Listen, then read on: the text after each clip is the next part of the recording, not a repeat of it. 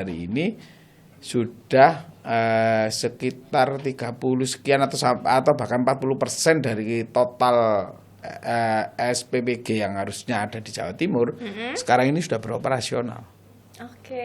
Berarti kan ada peluang itu yang harus disambut.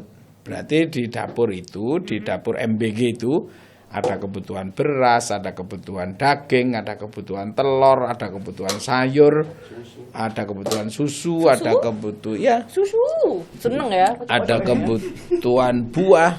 Nah, semuanya ini ada di sektor pertanian dan peternakan kita. Ini peluang. Kalau melayani 2.500 siswa per dapur, berarti setiap dapur itu ada kebutuhan beras sekitar 1 kintal 25 kiloan. Hitung-hitungan saya, minimal 1 kintal 20 kilo lah. Setiap hari satu dapur, setiap harinya. Kalau kali 4 hari atau kali 5 hari pakai nasi, sudah berapa itu kebutuhannya? Jangan sampai kemudian peluang ini sehingga karena kita tidak mengatur potensi yang kita miliki ini, sehingga justru akan memicu orang untuk ekspor aja. Beras impor aja. Teman-teman di SPPG itu asal mengikuti alur dan SOP-nya teman-teman yang ditugaskan, ahli gizi yang ditugaskan di sana, itu kan mulai dari bahan bakunya sudah terverifikasi. Kayak beras saja, beras itu yang kualitasnya bagus, kayak gini. Premium tidak sekedar premium, kalau bisa cari premium yang organik.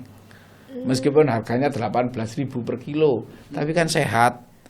Nah, sayurnya juga coba cari sayur yang organik di Malang, Batu.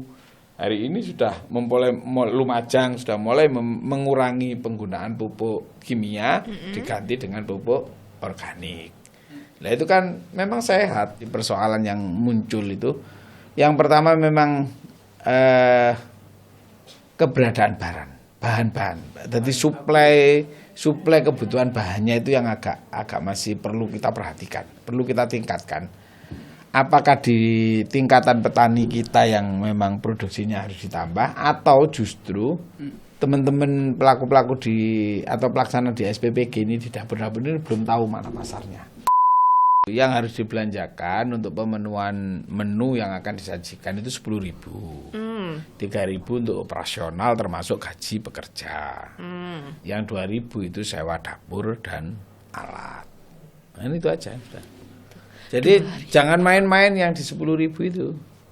Karena ini bagian dari upaya pemerintah untuk bisa menyajikan menu berdasarkan analisis kebutuhan gizi siswa. Kalau ada satu SPPG itu kan ada tenaga kerja sekitar 40 lah kiwa tengene ya. Bisa 40 lebih, bisa kurang sedikit. Katakan 40, berarti ada serapan tenaga kerja 40 orang. Nah, kalau ada 1.000 kali kan saya 1.000 kali 40.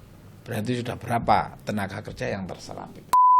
Artinya ini rangkaian yang harus diharmonisasi oleh pemerintah supaya manfaat dari program ini memang betul-betul untuk mencerdaskan generasi yang akan datang sebagai penerima manfaat dari MBG itu. Yang kedua ada petani, ada peternak yang menjadi suplai atas kebutuhan gizi yang ada di MBG itu. Semua rangkaiannya di sana. Nanti uangnya dijajak nanggane UMKM kita. Setuju. Di pasar-pasar tradisional kita. Kan begitu. Berkesinambungan kan ya semuanya. Semuanya kan tumbuh. Nah, berarti nanti data sen ekonomi nasional nanti bisa diukur. Naik ini. Naiknya dari mana? Salah satu pemicunya ternyata dari masifnya MBG.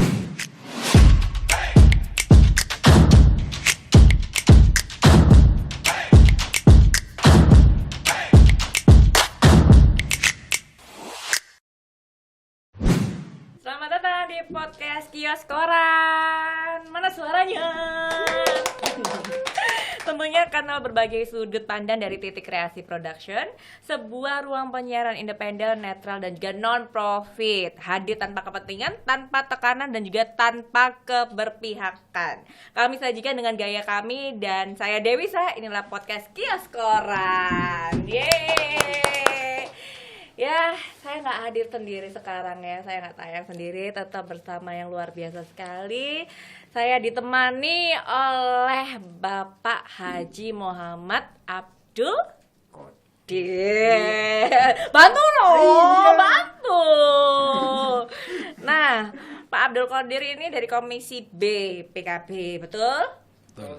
Betul ya Pak ya? Ya. Sehat Pak? Alhamdulillah. Alhamdulillah. Lagi sibuk apa Pak sekarang? Ya, lagi menyelesaikan beberapa tugas baik itu di DPR maupun di rumah. Wah. Tugas sebagai kepala keluarga.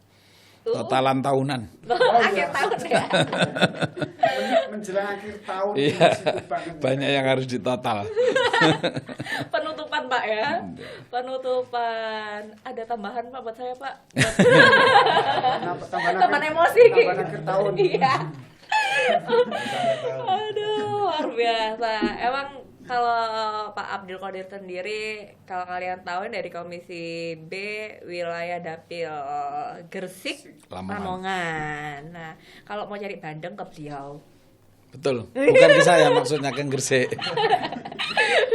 Ya, Mas Soni, bakar apa goreng? Saya sih sering bakar senang. Bakar, Pak. Sambal pecit, Pak. Betul. Lapar aku. Oke, Pak Abdul Qadir. Kali ini kita membahas tema yang agak dar-dedor juga yang lagi happening saat ini ya. Support utama yaitu pertanian dan juga peternakan dalam program MBG di Jawa Timur. Betul. Gitu. Nah, kali ini kalau peternakan, pertanian tidak hanya di Indonesia ya. Ini lebih khususnya juga di Jawa Timur. Betul. Seperti apa nih, Pak? Saya terima kasih ya teman-teman di Kios Koran ini kaitan dengan tema ini. Sebenarnya tema ini memang saya berharap diangkat di beberapa media untuk bisa didiskusikan karena ini ada potensi dan ada peluang. Kalau ada potensi, peluangnya enggak ada kan sama aja. Bohong ya. Ya. Ada peluang, potensinya kita enggak ada, percuma kan. Iya, Kalau iya, ini iya. kan gayung bersambut. Ada potensi, peluangnya terbuka. Potensinya apa? Potensinya kita menjadi penyangga pangan nasional. Bahwa produksi pangan kita tidak sekedar surplus hari ini. Sebenarnya sudah mulai kedaulatan pangan kalau hanya untuk kebutuhan masyarakat di Jawa. Timur. Di sektor peternakan kita sangat maju hari ini. Apa yang menjual, Pak? Telur. Oh, telur. Hari Namanya ini- telur loh ya. Hari ini telur Jawa Timur ini sudah menjadi ikon perdagangan misi dagang daerah yang dilakukan oleh Bukub itu salah satunya yang pasti dibutuhkan oleh teman-teman warga Indonesia utamanya Indonesia Timur itu telur kita ini. Kualitasnya, kemudian ketersediaan barangnya dan sebagainya. Artinya produktivitas kita bagus. Sebagus Baik, apa? baik dari sisi kualitas maupun dari sisi kuantitas, dari sisi produksinya. Oke. Meningkat berarti Pak. Meningkat. Ada potensi yang kuat. Di dua sektor ini, maka hari ini peluangnya ada yang namanya MBG, BG. makan bergizi gratis yang kemudian hari ini sudah sekitar 30 sekian atau bahkan 40% dari total SPBG yang harusnya ada di Jawa Timur, sekarang ini sudah beroperasional. Oke. Berarti kan ada peluang itu yang harus disambut. Berarti di dapur itu, di dapur MBG itu ada kebutuhan beras, ada kebutuhan daging, ada kebutuhan telur, ada kebutuhan sayur, ada kebutuhan susu, ada kebutuhan ya, Susu. Seneng ya. ada kebutuhan buah. Nah, semuanya ini ada di sektor pertanian dan peternakan kita. Oleh karena itu saya berharap banget sih ini diangkat oleh teman-teman di media untuk didiskusikan terus-menerus agar kemudian peluang yang ada ini bisa ditangkap dan itu bermanfaat bagi teman-teman petani. di Jawa Timur. Jadi Gitu. petani itu sesuai land juga ya. Iya. Tidak hanya di Jawa Timur. Jawa Timur sendiri itu juga ke beberapa daerah di luar Jawa Timur atau hanya di Jawa Timur aja nih, Pak? Yang apa itu? Untuk support MBG sendiri. Hari ini prioritaskan support MBG yang ada di atau SPPG yang ada di Jawa Timur, saya pikir sudah bagus. Oke. Karena hari ini produksi telur, saya tadi sudah terlanjur mencontohkan telur ini. Telur saja itu kalau tidak pandai-pandainya teman-teman di Dinas Perdagangan dan Perindustrian mengaturnya, itu potensi terjadi inflasi. Karena ketika SPPG ini beroperasional semua dan ada kebutuhan telur, telur ini digeser untuk memenuhi kebutuhan dapur MBG, pasarnya kosong. Pasti akan menjadi pemicu inflasi. Kalau digeser ke pasar semua, SPPG-nya tidak terlayani.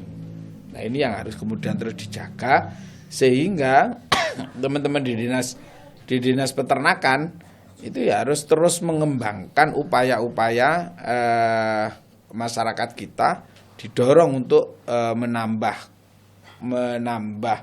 kegiatan peternakan ayamnya, ayam betelornya, atau bahkan membuat unit-unit baru, usaha-usaha baru yang bisa disupport dari anak-anak muda kita untuk bisa menjadi peternak di ayam telur ini. Karena kebutuhannya pasti, pasarnya, peluangnya ada, tinggal kita memperbaiki potensi yang kita miliki.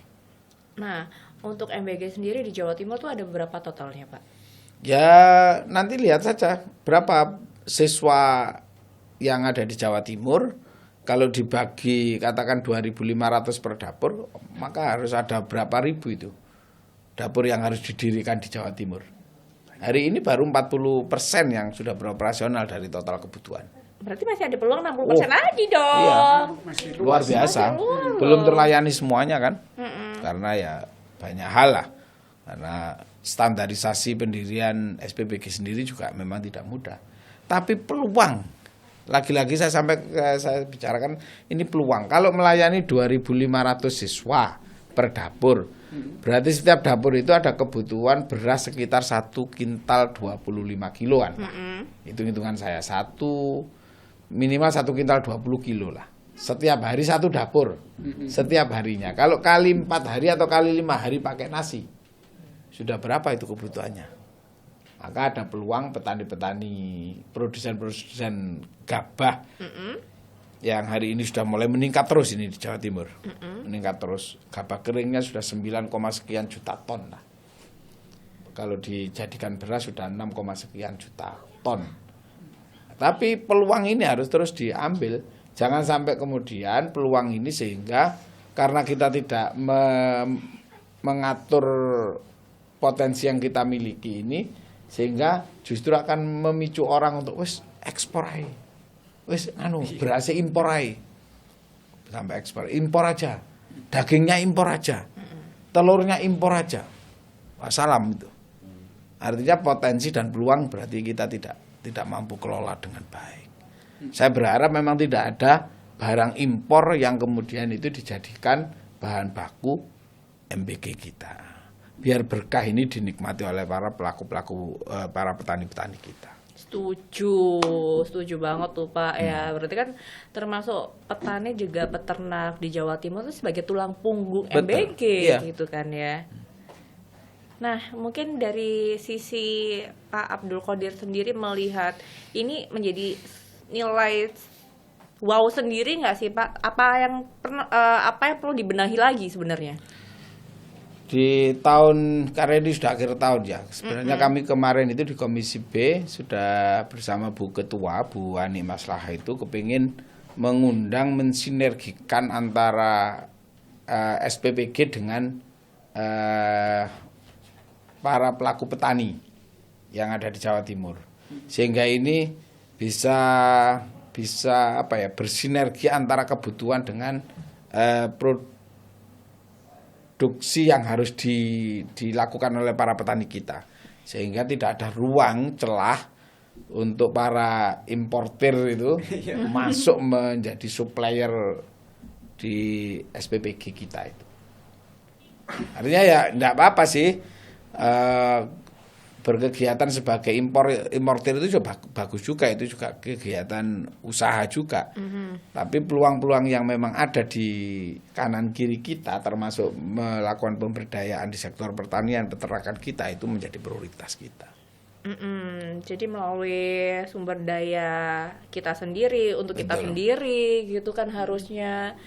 Ada kesulitan tersendiri nggak sih Pak dari beberapa menu yang sudah tersedia? Oh, dari ikannya nih kurang, atau dari sayur inilah kurang gitu nggak sih? Makanya kalau enggak ketemu kan, kalau enggak difasilitasi oleh pemerintah daerah untuk menemukan dua kepentingan ini tadi, antara potensi dengan peluang ini tidak ditemukan, kan kita tidak tahu berapa total kebutuhan daging di seluruh SPPG yang ada di Jawa Timur, berapa sih kebutuhan telur dari seluruh SPPG yang ada di Jawa Timur, sehingga kita bisa menghitung.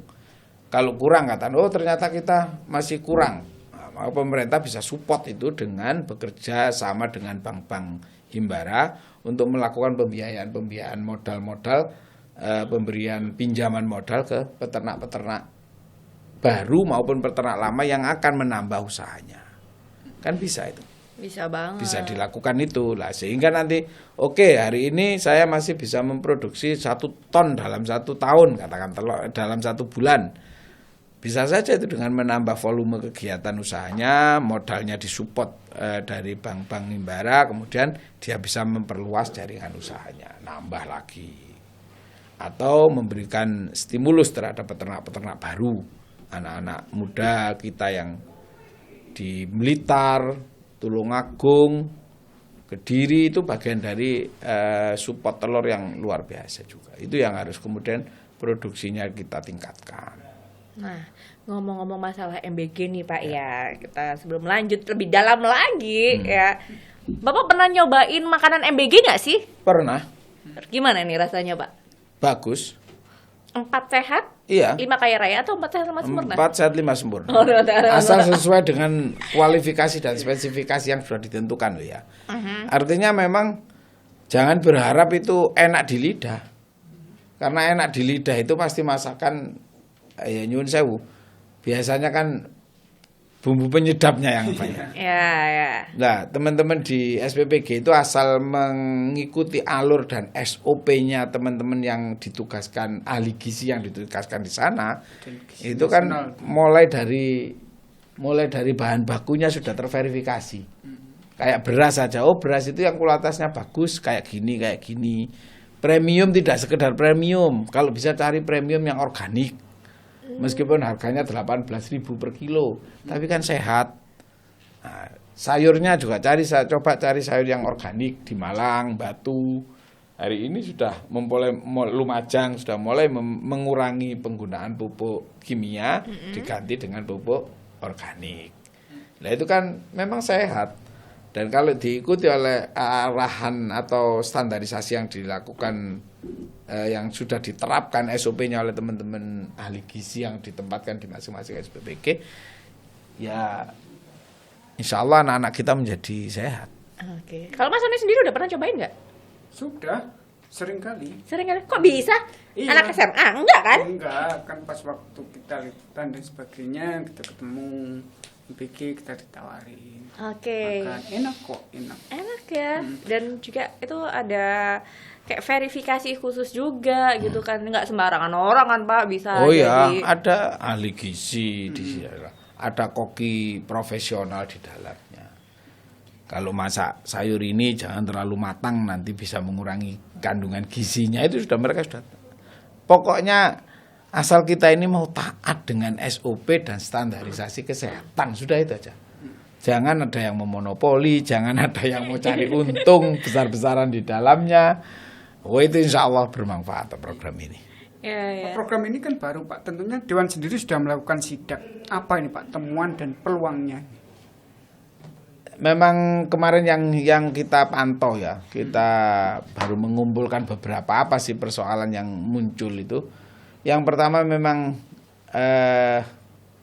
keberadaan bahan-bahan.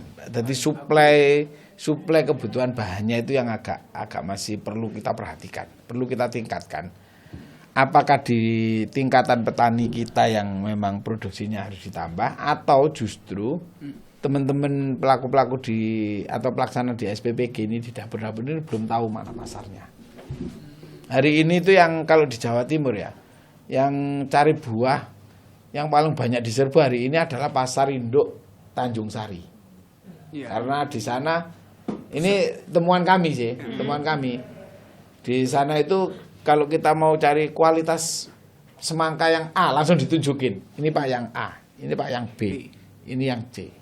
Nah, standar yang dipakai oleh SPPG kita itu kan yang A semua. Yang tanpa biji, yang A dan sebagainya itu loh. Iya. Nah, itu yang hari ini memang banyak ditemukan di pasar induk Tanjung Sari. Nah, kita mau memastikan supplier yang masuk atau produk buah, produk pertanian yang masuk di Tanjung Sari itu dari mana? Dari petani kita mana? Nah, nanti kita coba sinergikan. Pokoknya jangan sampai ada. Sementara ini coba potensi ini kita mau gali seluas-luasnya untuk masyarakat kita lah. Itu aja. Jangan ternyata buahnya yang dipakai oleh SPPG buah impor semua ya. Janganlah. Jangan ya. Kalau pisang ya kita cari pisang yang Kapendisnya Malang, kan bagus juga. Kapendisnya Lumajang itu kan juga bagus juga. Nah, itu ada upaya untuk melakukan pemberdayaan masyarakat kita. Dengan begitu NTP petani kita pasti naik. Nilai tukar petaninya naik, income yang diperoleh berlebih kan urusannya. Ya nanti daya beli masyarakatnya naik, perekonomiannya tumbuh. Pasar-pasar tradisional, ya kalau pisangnya laku keras dibeli MBG atau dibeli SPPG. Dapat uang. Kalau kemarin-kemarin 1 tahun belikan baju anaknya 2 kali saja dalam 1 tahun. Karena ini peluang pisangnya luar biasa, bisa 3-4 kali. Pasar-pasar tradisional kita tumbuh juga kan? Kebantu. Ya. Artinya ini rangkaian yang harus diharmonisasi oleh pemerintah supaya manfaat dari program ini memang betul-betul untuk mencerdaskan generasi yang akan datang sebagai penerima manfaat dari MBG itu. Yang kedua ada petani, ada peternak yang menjadi suplai atas kebutuhan gizi yang ada di MBG itu. Semua rangkaiannya di sana. Nanti uangnya dijajak nanggane UMKM kita. Duh, setuju di itu. pasar-pasar tradisional kita, kan begitu. Berkesinambungan Iya, kan ya semuanya. Semuanya kan tumbuh. Nah, berarti nanti data sen ekonomi nasional nanti bisa diukur. Oh, naik ini. Naiknya dari mana? Salah satu pemicunya ternyata dari masifnya MBG dan lain sebagainya. Ini tuh yang coba ada dalam pikiran-pikiran kami itu. Jatuhnya tuh lebih sejahtera semuanya kan Pak ya. Iya. UMKM juga bisa naik, anak itu juga bisa cerdas ya kan. Nah, untuk Komisi B sendiri memastikan peternak dan juga petani ikut terlibat secara maksimal seperti apa Pak? Kami sudah melakukan pendataan di Komisi B, meskipun data kami tidak sempurna ya. Data bagian dari data yang memang itu uji petik yang kami lakukan. Tapi minimal di beberapa sektor produk peternakan dan pertanian kita itu memang hari ini sudah mulai ada yang terserap di SPPG. Meskipun belum maksimal, memang ada beberapa kualitas yang harus kita perbaiki. Contoh beras itu. Beras itu memang kalau beras tidak pengeringannya tidak maksimal, itu nek wong biyen ngarani beras remuk itu loh. Remuknya gimana itu Pak? Butir-butir gitu. Iya, potongan-potongannya lebih banyak. Oh, yang Sini wong- patahan-patahan iya, itu. patahan-patahannya. Wong Jawa ngarani beras remuk. Nah itu salah satu yang bisa kita tanya, kenapa ini kok begini ya, ke ahli-ahli yang tukang giling itu. Pak, keringnya tidak maksimal. Membuat gabah yang keringnya tidak maksimal ini ketika digiling, dimasukkan ke mesin giling itu menyebabkan dia bisa remuk ya, gampang patah. Oke. Yang kedua memang dari beberapa kualitas gabah kita itu ada yang sektor pengairannya sudah bagus banget. Full, dia tidak mengalami kekurangan air sama sekali. Artinya orang tanam padi itu kan ada jadwalnya. Saya sih tidak terlalu paham banget, tapi saya dengar cerita dari petani itu. Jadi kalau ketika pari atau pohon padi itu waktunya nyun sewu ya, bahasanya pari meteng gitu. Di meteng. Yang mau mubal itu, yang mau terus keluar padinya. Itu kan kalau terlalu banyak air juga tidak baik, tapi kering banget juga membuat hasilnya nanti tidak baik. Nah, kayak gitu-gitu itu yang harus kita perbaiki, kita support para petani-petani kita agar menghasilkan padi yang berkualitas, yang premium, memang premium A gitu. Persentase patah-patahnya tadi itu kecil banget. Terus di sektor lain sayur dan lain sebagainya, ini yang memang masih mengalami kesulitan teman-teman di SPBG itu. Katakan hari ini yang menjadi lumbung sayur itu kan masih di Batu, Malang, Lumajang, sama yang di barat itu daerah Magetan, daerah ke Telaga sana ya. Arah ke Telaga Sarangan itu juga bagian dari. Lah, untuk memenuhi semua kebutuhan SPBG ini ternyata juga masih kesulitan karena masih harus juga menjadi bagian dari supplier di pasar, kebutuhan pasar.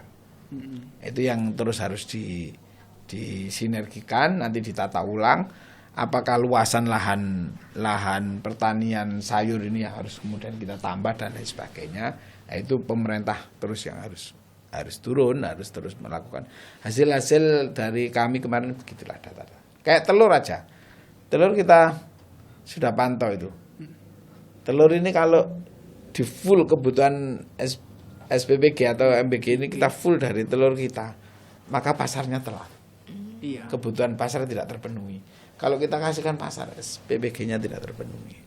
Nah, itu yang coba nanti akan kita diskusikan dengan dinas-dinas terkait, baik itu peternakan, perdagangan, kemudian dinas yang juga mengampu beberapa hal yang ada kaitannya dengan SPBG atau MBG itu.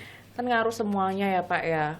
Biasanya kalau ibu-ibu rumah tangga itu mengeluhnya kan harga pasar itu kan naik turun Pak. Itu berpengaruh nggak sama MBG itu sendiri? Ya kalau nanti suplai tidak kita jaga, dinas perdagangan tidak menjaga atas kebutuhan suplai pasar, bisa jadi itu nanti pemicu inflasi. Kalau tidak dijaga betul, maka satu-satunya cara ya harus mensinergikan antara produsen dengan konsumennya, dengan SPBG-nya ini. Kira-kira kebutuhannya harus bisa dihitung, kemudian tingkat produksi kita berapa, maka utamakan yang SPBG yang ada di Jawa Timur ini bagian dari mengambil dari produk-produk petani kita. Itu aja.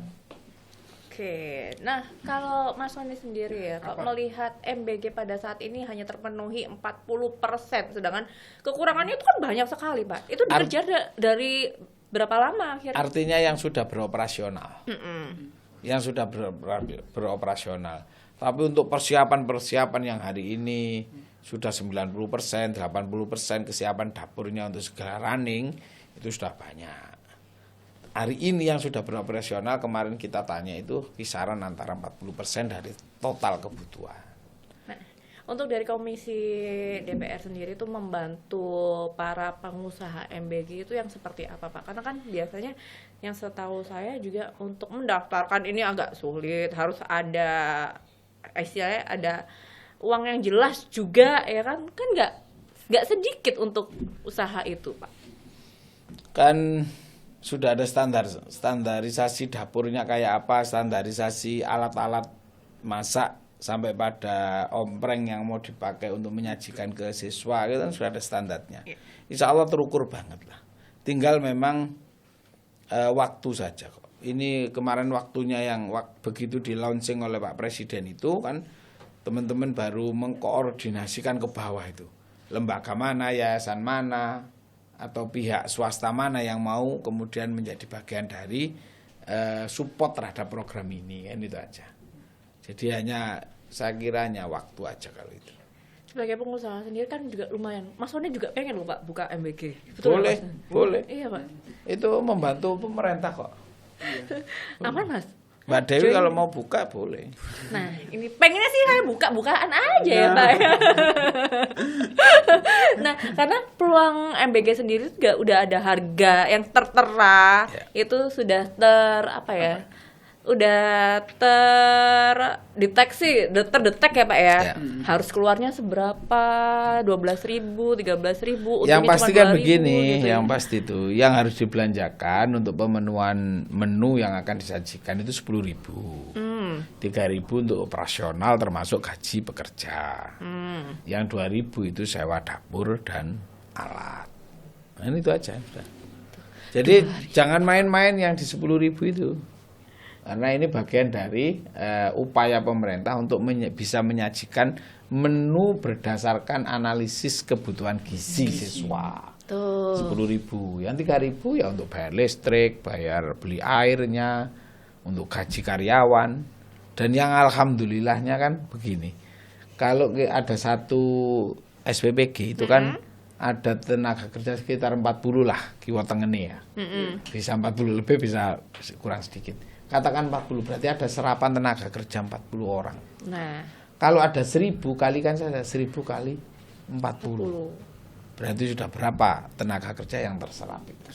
Artinya apa? Ini ada peluang tenaga kerja. Pokoknya banyak peluang lah.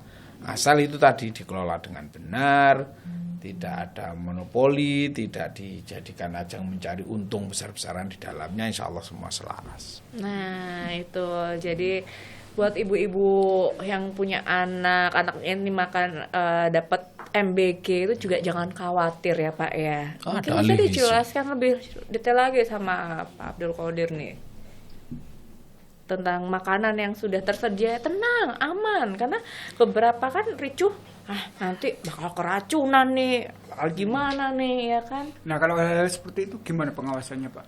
Jadi di dapur itu kan sebenarnya ada 3 orang ya yang memang itu digaji oleh Badan Gizi Nasional. Ada kepala SPPG, ada ahli gizi, ada ahli administrasi. Yang mengkorekresta semuanya ini pasti kepala dapur, kepala SPPG namanya. Yang mendeteksi bahwa kecukupan kandungan gizi dan lain sebagainya ya ahli gizi.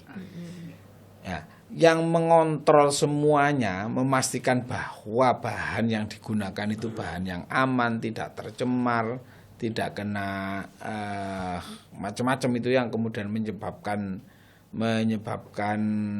potensi tumbuhnya keracunan itu tadi. Itu menjadi tanggung jawab kepala SPPG dan teman-teman yang ahli gizi ini. Maka sudah ada standarnya. Barang apa yang boleh disimpan dengan sekian waktu. Barang apa yang begitu datang harus langsung dimasak. Jangan nunggu disimpan dulu dan lain sebagainya sekian hari. Itu akan menimbulkan macam-macam. Pokoknya yang penting itu tadi. Hindari pelanggaran terhadap SOP yang sudah ditetapkan. Insya Allah aman semua. Catat ya kan.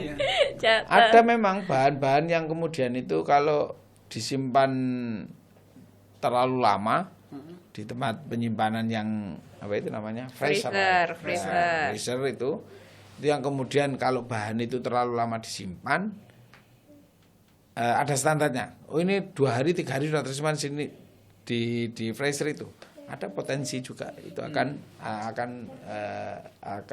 menimbulkan racun juga. Iya, karena kan kemarin tuh temuannya di Timbun itu kan. Iya.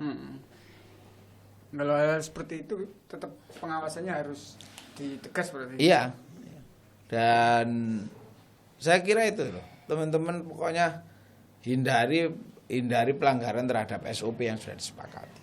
Jadi mana-mana yang karena di situ sudah ada ahlinya. Meskipun kemarin disampaikan, oh ya tapi ahli gizinya masih baru lulus dan lain sebagainya. Ya ilmunya kan sudah ada, tinggal mereka mempraktekkan apa yang sudah menjadi pengetahuan anak-anak teman-teman kita itu. Dan informasinya nih Pak ya, MBG di Jawa Timur tuh amat sangat minim yang namanya keracunan ya. Itu ya Ya. keren banget loh Jawa Timur tuh ya. Kita belum Dibandingkan dengar juga yang sih. lainnya gitu kan ya Pak ya. Artinya kita memang itu tadi loh, potensi lokal kita itu besar. Kayak kalau kita pakai sayur sawi putih tuh. Penghasil sawi putih dengan pemanfaatan organik yang cukup tinggi di petani kita sudah mulai ada. Daerah Malang, Batu, daerah kita, dan lihat saja itu sawi putih sampai dibawa ke dapur tidak mengalami layu sama sekali kan berarti bagus. Ya. Pak, sejauh ini apakah Dewan sendiri sudah memanggil atau melakukan hearing dengan kepala dapur tadi terkait untuk peningkatan untuk pertanian para petani? Ya. Kami karena teman-teman ini rata-rata dapur ini kan sudah beroperasional di antara 2 sampai 3 bulan. Iya. Ada yang baru 1 bulan, ada baru yang sampai 2 minggu. Jadi kemarin memang kita baru pengumpulan masalah atau apa ini istilahnya ya, uji petik terhadap beberapa problem dan keunggulan yang sudah ada di beberapa SPPG itu. Insya Allah nanti Januari tahun depan, karena kita sudah mau berakhir ini tutup tahun, Januari tahun depan kita akan memanggil semuanya. Karena di setiap kabupaten itu ada ketua, jadi masing-masing dapur ada namanya ketua SPPG, di masing-masing kecamatan ada koordinator ketua SPPG, di kabupaten ada namanya koordinator tingkat kabupaten. Nah, itu nanti yang kita akan coba koordinasi dengan teman-teman itu akan kita undang, kemudian dengan Dinas Pertanian, Dinas Peternakan, Dinas Perdagangan, kemudian beberapa dinas lagi yang ada kaitannya dengan pelaksanaan program MBG ini. Itu nanti akan kita undang, coba mensinergikan semuanya. Satu, mensinergikan apa? Satu, kualitas masakan yang disajikan ke siswa memang betul-betul terpenuhi gizi yang dibutuhkan oleh anak-anak. Tidak ada proses monopoli kebutuhan atau supplier terhadap kebutuhan SPPG. Biar ini petani-petani kita berperan untuk menjadi bagian dari suppliernya. Kemudian yang ketiga, ada tenaga kerja yang diselaraskan di dalamnya. Jadi ada serapan tenaga kerja, tidak ada pengurangan dari nilai yang sudah ditetapkan oleh pemerintah. Itu yang coba nanti kita harmonisasi. Kapan itu akan dilaksanakan? Insya Allah ini kemarin teman-teman di komisi kami sudah beberapa ketika reses sudah beberapa mengevaluasi dapur-dapur yang ada di daerahnya masing-masing dan temuan-temuan yang ada di masing-masing kita sih kemarin maunya Desember ini kita agendakan. Nah nanti coba lihat jadwal di Desember ini karena ternyata ada beberapa perda yang kita kayak kami aja di Komisi B ini segera ada 2 perda yang harus kita sahkan. Perda kaitannya dengan kehutanan karena ini nanti menyangkut hutan sosial itu. Yang kemudian yang kedua itu program kaitannya dengan budidaya ikan dan garam. Ini juga kepentingan masyarakat lagi yang menjadi petani-petani garam. Nah, ini perda ini yang nanti kalau waktunya masih cukup akan kita undang teman-teman ini. Kalau memang tidak selambatnya Januari kita akan agendakan. Tuh, Dengerin dengan seksama ya kan. Karena programnya MBG itu keren banget, sangat mensejahterakan segala lain ya Pak ya. By the way, terima kasih Pak Abdul Qadir, sehat selalu, Amin. sukses selalu. Terima kasih Sukses atas juga untuk Mbak Dewi.